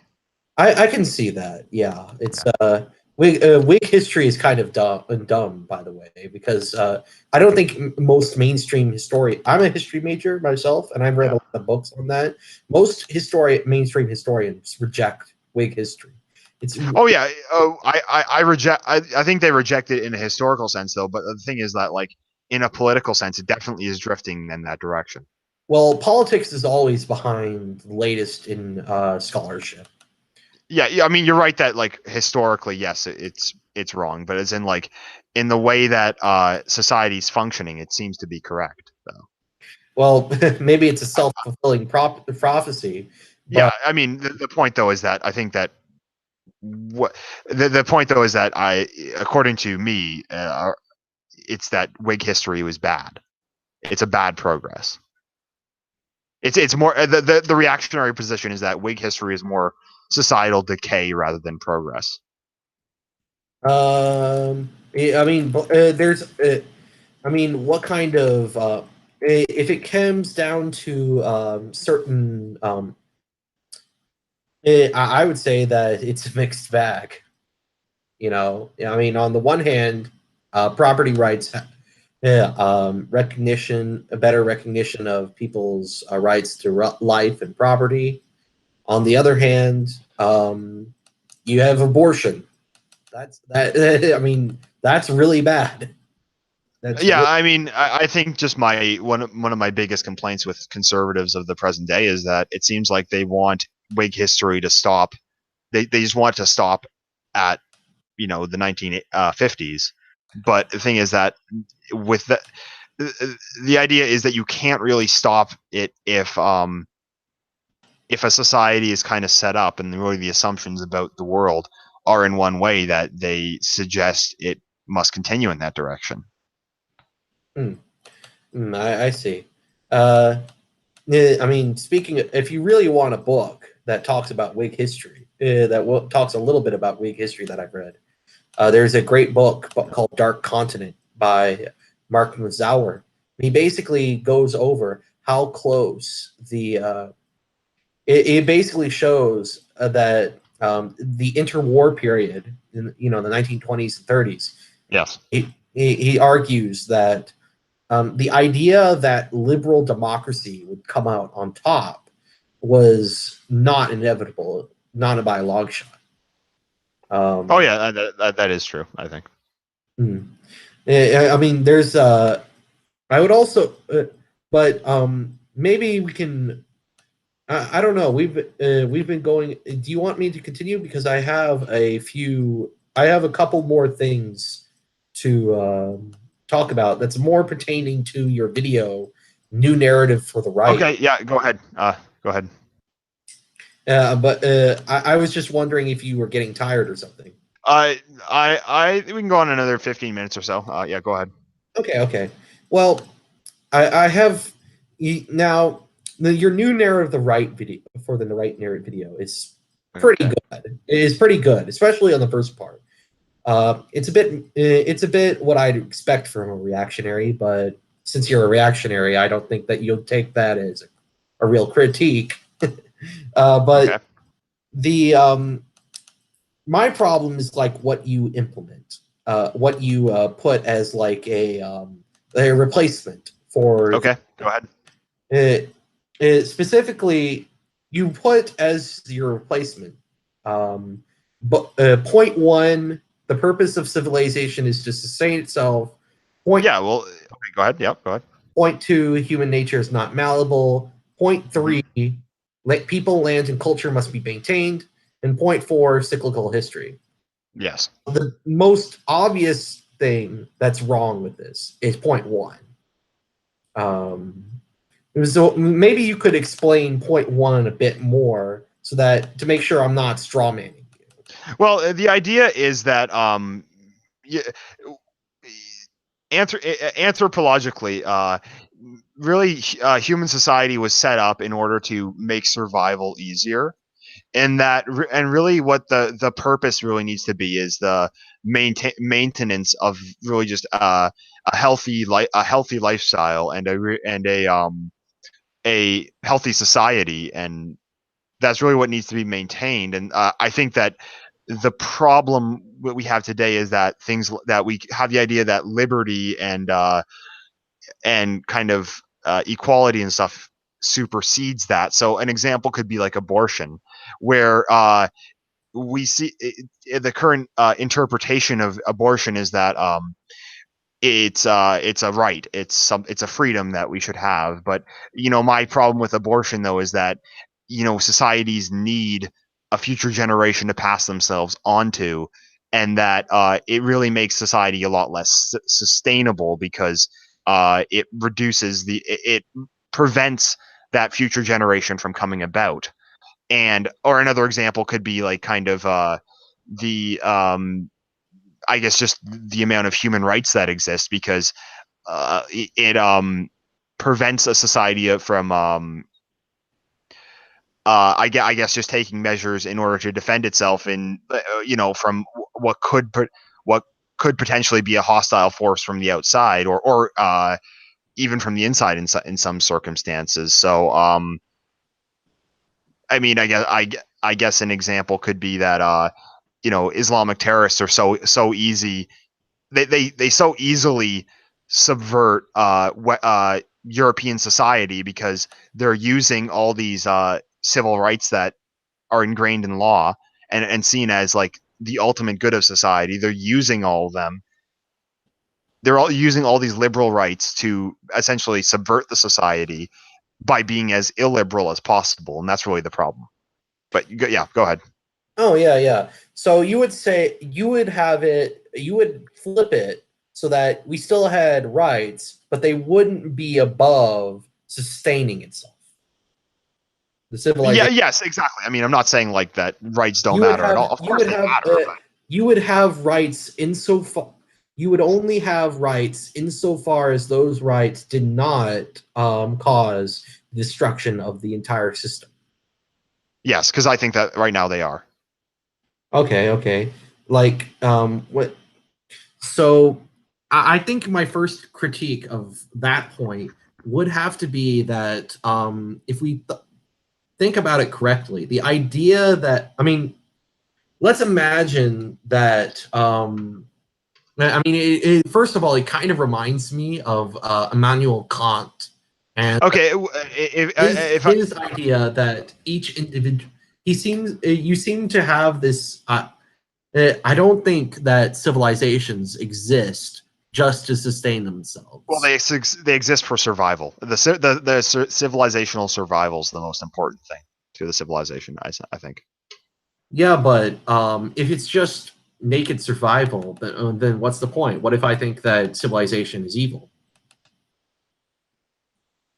Well, the point I'm trying to get across is that I think Western civilization is good, and that it should save it. It should maintain itself.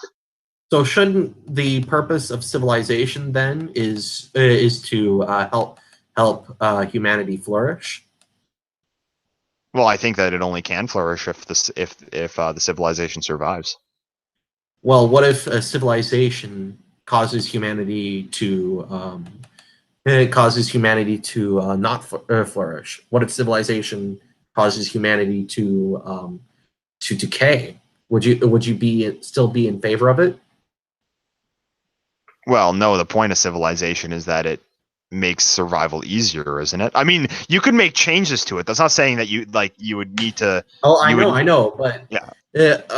my point being is that I mean the purpose of a civilization can't be just to sustain itself.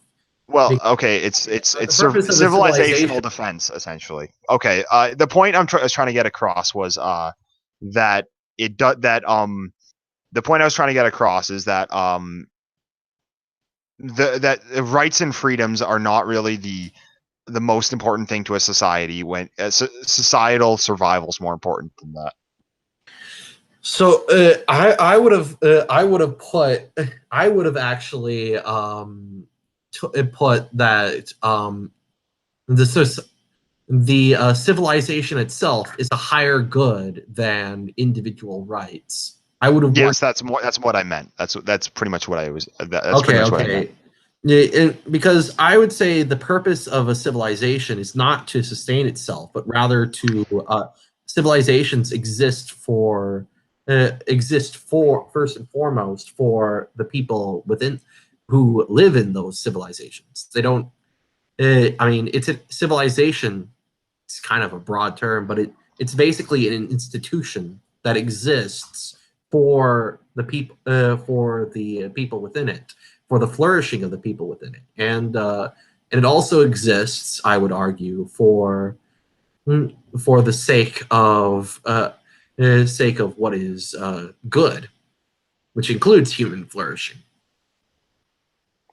Yeah, I mean, I agree with that. I think that the real critique I had of just it was really the real critique I had though is that uh the modern perception of society is that like the highest that it's about kind of maintaining this individual liberty, which I think is really something that sociologically came or sorry anthropologically came a lot later in human development than the notion of civilization.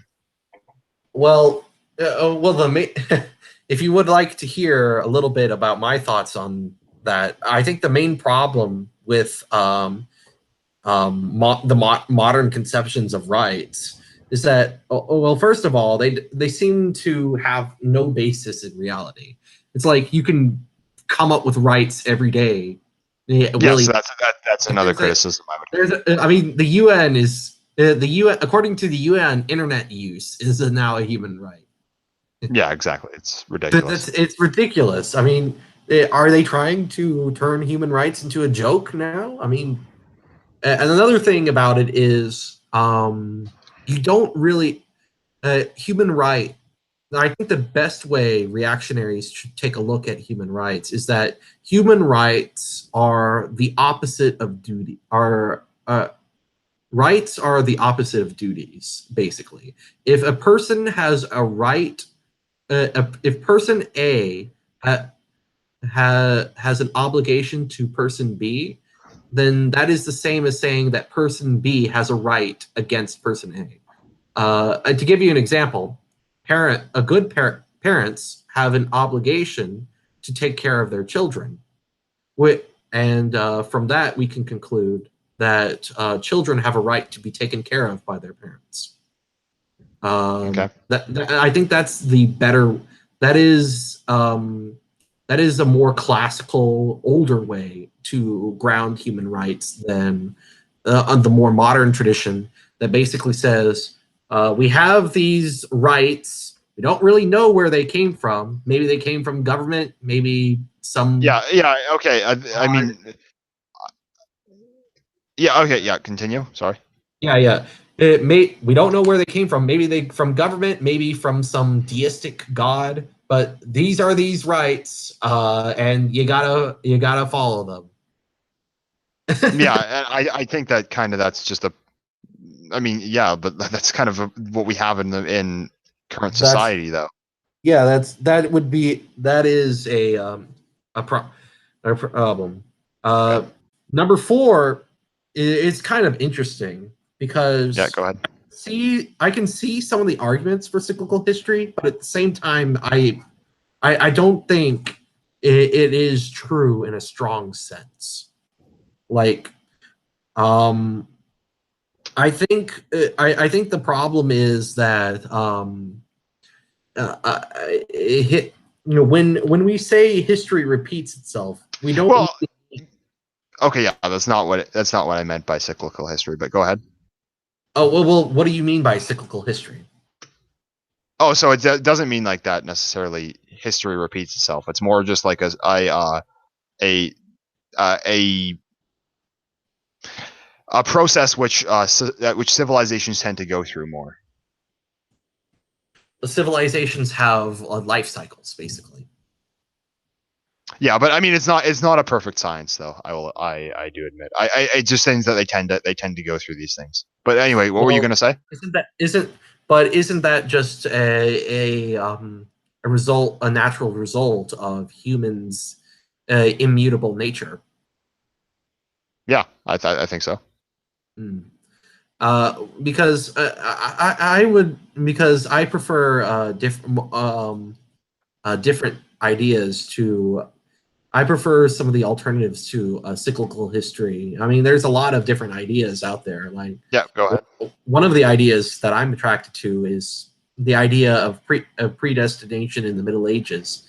The idea that God is the one who acts in human history, and other than what the God decides, nothing is really inevitable, really. Okay. I mean, the cyclical history it's really meant to describe kind of like the rise and the fall of civilizations, really. So, I mean, yes, it's not a perfect science. So, of course, it's not going to look the same throughout different centuries, but it does tend to happen though oftentimes. I don't think it's a perfect science, but I definitely think that it's a theory that's worth looking into, at least like in the current day, to kind of describe the decay that we're in right now. I think it's an accurate description of the current decline of Western civilization right now. I see. I see.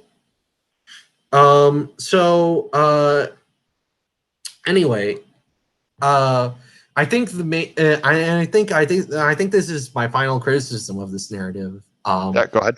And this is also something I would criticize of the mainstream conservative movement. Is there's something very much missing from this narrative, and that's God. I personally think that the loss of God in politics really is a huge factor in the left taking over. I agree. But the thing is, like, I mean, I think that that's kind of the point I was trying to get across. That I think materialism really is, it seems to be the highest form of good that we currently recognize in Western civilization. Like, we seem to be really focused on really just wealth above all else. And I mean, the thing is, it's like there because I definitely agree that people being less religious is part of the decline. But the thing is that um, I think I've pretty much described that, and just saying that really materialism is the result of that. Yes, but you can be anti-materialist, but all you like. But there is the main problem. I mean, again, the mainstream conservatives are all virtue signal about how anti-materialist they are. But they aren't, though. They don't. But I would say that if you want to have, I don't think there's any successful narrative for the right that does not have a God at the center. And I think there is and there have been mainstream conservatives like Whittaker Chambers and Russell Kirk that have pointed this out. Um, that have pointed this out. Yeah. You need more than just like uh, self sustenance for your as the purpose of your existence. If we exist only to sustain our own like ethnic group, then it then it's a pretty sad existence. It's not really. Well, no, I don't believe that. I don't believe that's why that's the only reason we exist. I think that the point of a civilization, I think that civilizations need to be able to maintain something of value. And but the point I was trying to make of that is that what the civilization values, it must be able to maintain that, and that it must be able to defend that. So yes, I do think that a spirituality, a culture, a lineage, a a belief in the good, that's kind of what it needs. The civilization needs to value the most, But but why it needs is hold on, it needs to be run in the it needs to be run in order to sustain that, in order to maintain what it sees as valuable. okay? But why didn't you explicitly say this in your narrative? Why didn't you say anything in your narrative about the spiritual, the good, true, the good? I mean, distributist, who I quite have to like, always talks about the true, the good, and the beautiful, and how that's man's purpose, and that is code for God. If you know anything about Catholic. Well, yeah, I mean, I think that when I said that that the society needs that there needs to be more value than the material, that was kind of what I was trying to get at. Mm. That was a different part of the vid. That was a different part of the. I think that was from part 2 though, so it was a different part of the video. Part one, I think, Okay, actually. no, yeah, I said okay. The thing was that I had said that in part. I had said it about civilizational sustenance in part 1. Part 2, I talked about materialism though, and Oh, of part value. two. Yeah, yeah. But That is what I was trying to get at. Really, when I was talking about it was just a different part of the video though. so would you say that would you agree that maybe you could be a bit more explicit with the importance of the moral good of?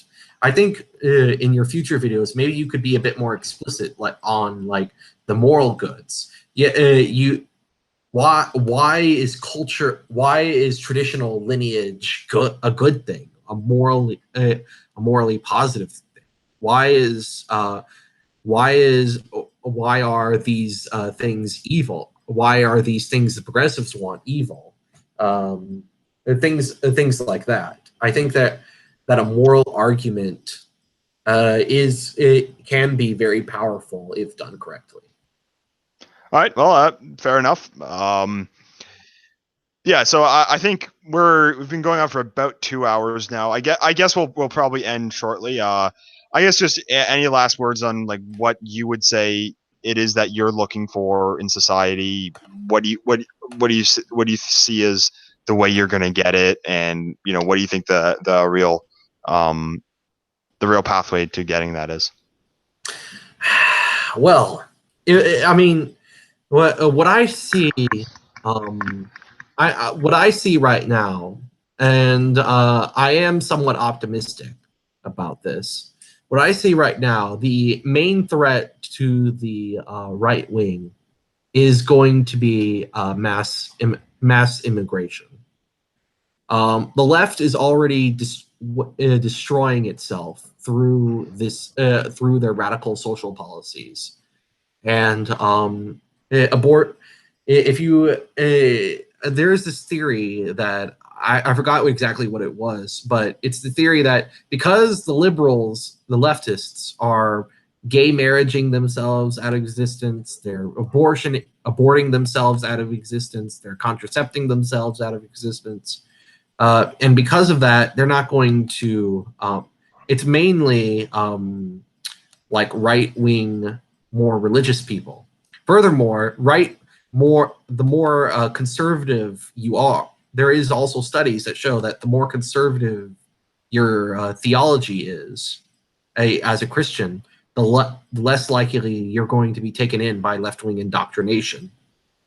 So if you combine that reality with the fact that Christians are already making inways in academia, I would say I would say the main threat would come from mass migration, and the left either way the left is going to collapse, and if they continue the mass migration strategy, the left will collapse and will get replaced by like an ethnic parties like we're seeing in Europe. But the either way, I don't think we need quite the radical overhaul of the system in order to return to a more conservative political order, basically. Yeah, I'd say that in closing, really what I really want is kind of just a revival of a healthy, of a prosperous, of a proud society, and really one with morality, with with culture, and with really just more fulfilling to be a part of, and that that I think can exist into the future. That's really what I'm looking for, and I think that down the road, I think that the current system, as being run today, liberal democracy in its current state, will not be able to maintain this forever. I think that down the road there will need to be systemic change on a quite on a significant scale in order to actually maintain a society that's healthy and worth maintaining into the future. And I think that really just we're going to need to really question down the road what we really want, kind of the course of action that we want to take. And I think that I think it's going to be one that's going to be a lot less liberal. And yeah. I guess that's just why I'm a reactionary. I'm kind of just wanting to restore something from something that we've lost, and I think that the current system is just not going to be able to do that, really. So, any final things to say? Oh well, I'm always sympathetic to the reactionary position, and if the reactionary position gets its act together, maybe I'll change my mind. All right, and I think what you will find is that amongst what I would say is to kind of approach mainstream conservatism with a bit more humility, because at this point I don't think you have more victories than the current mainstream establishment. And if you're, I mean, imagine if you're like an established person, and then some new kid walks around the block saying, "You guys suck. Let us take over," and they look like, and they don't look very functional. Like they can't get their act together. They don't live by their own principles. Well, I think that the idea is that we just need to I think it's just you need to work with the mainstream, right? Because the thing is that at the end of the day, you're going to need a coalition of it's not going to be any one group of people that does it, that goes at it alone. You're going to need to win people over, and yeah, I totally understand that, and I think that really kind of what I just want is, hey, I don't hate mainstream conservatives. I think that that I want the same thing as them. It's just that the point I want to try to get across is that you're going to need to maybe start embracing some new ideas and start questioning some of the deeply held values that society has been run on for quite some time. And I think that that's really what a conversation that needs to be had. All right. I think that's pretty good. All right. Yeah. I mean, and thanks for coming on. I think we had an interesting conversation. And yeah. I just think it's important going down the line. Yeah, you definitely talk to different people on the right and hopefully come to some kind of consensus because I think we're all on the same side here and that we want the same things, and I think it's just a matter of how you're going to get it.